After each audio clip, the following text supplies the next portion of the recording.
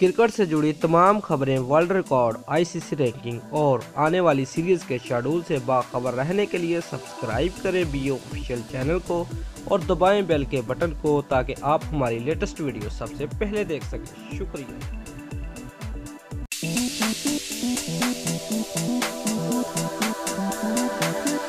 Viewers, Dubai में खेले गए पहले टेस्ट में जीता हुआ मैच ड्रा होने के बाद अब पाकिस्तान टीम के ड्रेसिंग रूम में इख्तलाफात की कयास आराइयों का बाजार गर्म हो गया है। दरअसल इन कयास आराइयों को हेड कोच मिकी आर्थर के एक बयान की वजह से ही तकवीयत मिल रही है। ताहम कप्तान सरफराज अहमद और कोच मिकी आर्थर दोनों ही ऐसी किसी भी बात को मुस्तरद कर दिया है। व्यूअर्स, पाकिस्तानी मीडिया रिपोर्ट्स के मुताबिक पहला टेस्ट मैच खत्म होने के बाद कोच मिकी आर्थर ने कप्तान सरफराज अहमद का वहाब रियाज के बॉलिंग करवाने के फैसले से इख्तलाफात का इजहार किया। उनका कहना था कि टेस्ट के आखिरी रोज मैंने सरफराज अहमद को मोहम्मद अब्बास और यासर शाह के साथ बॉलिंग का आगाज करने के लिए कहा था।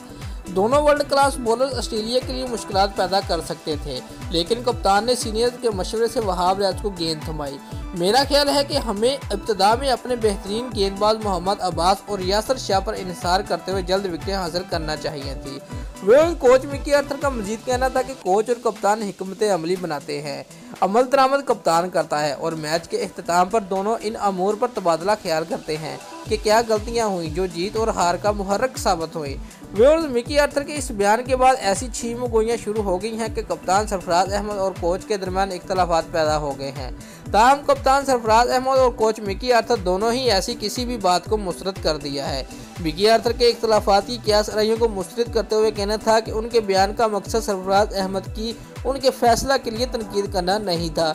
उन्होंने कहा कि कप्तान को मशवरा देना कोच का काम होता है और फिर कप्तान जो फैसला ले कोच उसकी भी हमायत करता है।